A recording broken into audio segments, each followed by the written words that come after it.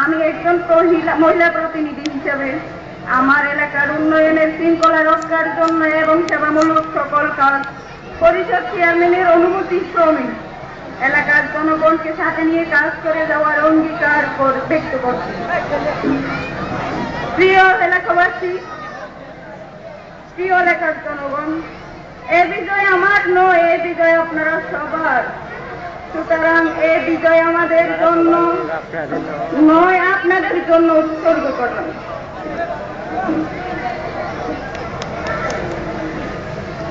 আপনারা মমতার হাত বাড়িয়ে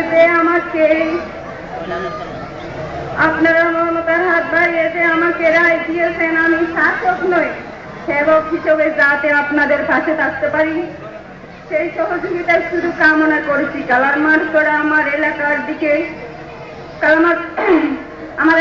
একটু বেশি নজর রাখবেন চেয়ারম্যান সাহেব।